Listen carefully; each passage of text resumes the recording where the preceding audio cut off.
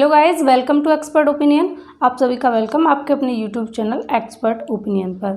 तो आज का हमारा टॉपिक है शब्द शक्ति। शब्द शक्ति के बारे में मैं आपको बताती हूँ मोटा मोटा कि शब्दों के अर्थ को जिस माध्यम से ग्रहण किया जाए उसे हम शब्द शक्ति कहेंगे। इसके अलावा शब्द शक्ति हिंदी ग्रामर का बहुत ही महत्वपूर्ण टॉपिक है जो एग्जाम में कई बार पूछ लिया जाता है। तो आज हम इसके बारे में डिटेल में बात करेंगे और कुछ एग्जाम्पल्स के थ्रू मैं आपको समझाने का प्रयास करूँगी। एनर्जी आज थोड़ा डाउन है तो मैनेज करेंगे आप। तो सबसे पहले हम बात करें कि संस्कृत के एक बहुत महान विद्वान हुए आचार्य मम्मट। तो आचार्य मम्मट ने शब्द शक्ति को 3 भागों में बांटा, 3 प्रकार बताए और 3 ही शब्दों के अर्थ को ग्रहण करने के भी प्रकार बताए। तो हम सबसे पहले जान लेते हैं शब्द शक्ति की परिभाषा क्या होती है। कहने का मतलब जो मैंने मोटा मोटा बताया कि शब्दों के अर्थ को ग्रहण करने के माध्यम को हम शब्द शक्ति कहेंगे। तो सबसे पहले हम जान लेते हैं परिभाषा। परिभाषा में लिखेंगे आप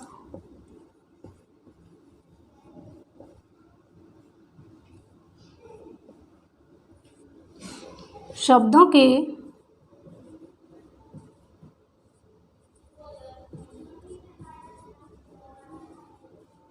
अर्थ को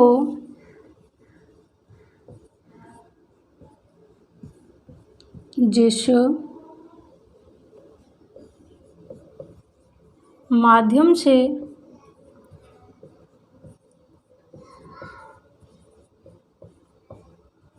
ग्रहण किया जाता है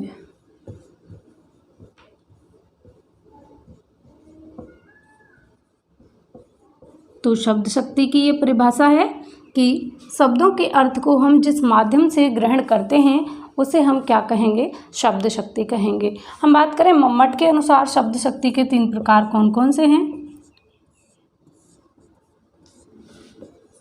3 प्रकार बताए थे, कौन कौन से? अभिधा, लक्षणा,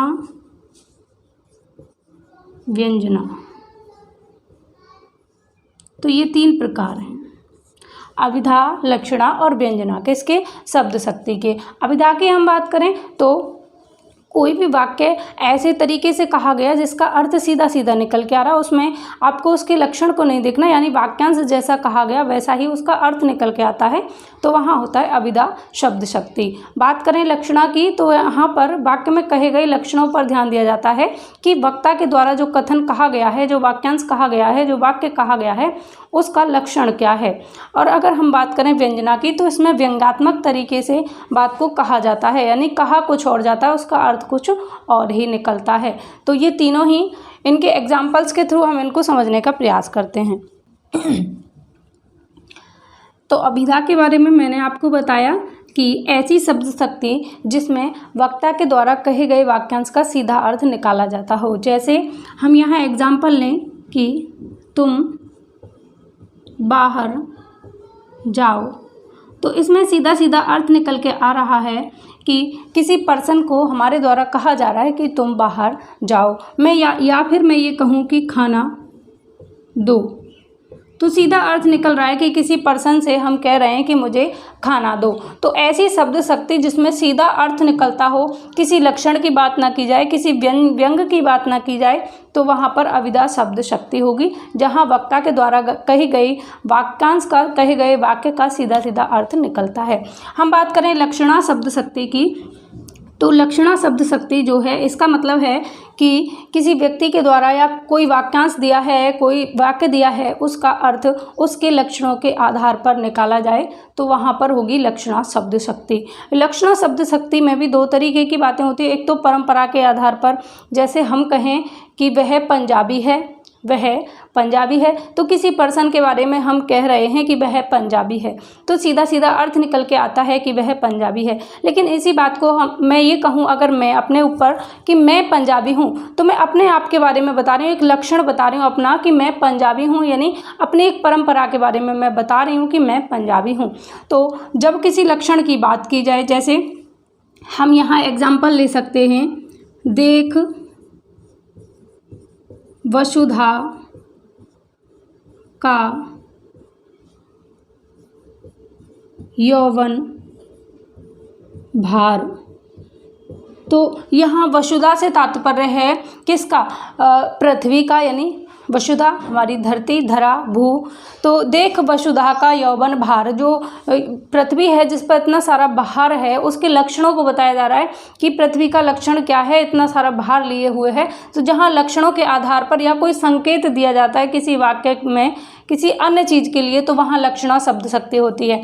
जैसे हम एक और तरीके से इसको समझ सकते हैं, एक और एग्जाम्पल लेकर।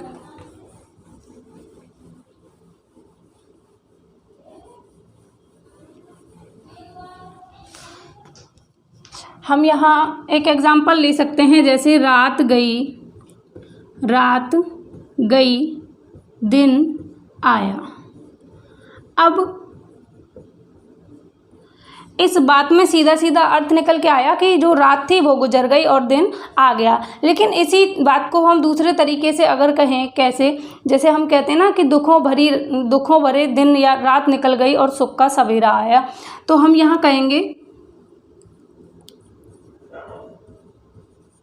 विरह की रात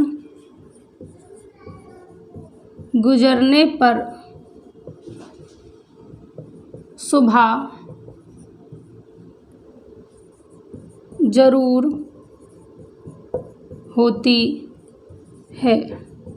देखो, रात गई दिन आया, सीधी सीधी बातें, इसमें आपको किसी भी लक्षण को नहीं दिखाया गया। लेकिन यहाँ विरह की रात गुजरने पर सुबह जरूर होती है, तो इस सुबह का तात्पर्य है कि हमारे सुख के दिन जरूर आते हैं।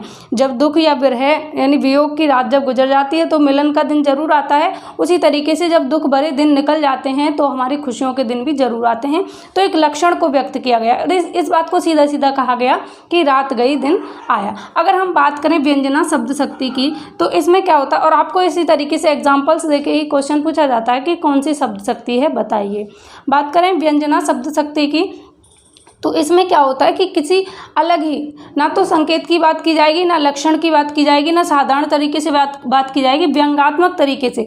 जैसे आपने देखा होगा मॉर्निंग में जब आप बहुत लेट तक सोते हैं, सपोज दैट आप डेली 5 बजे जागते हैं और दूसरा दिन जब देखा आपने तो 6 आपको बज चुके, तो मम्मी आपको कहती है ना, अबे उठ जाओ गधे, उठ जाओ गधे, उठ जाओ, सुबह के 10 बजे हैं। जबकि बजे कितने हैं, 6 बजे हैं।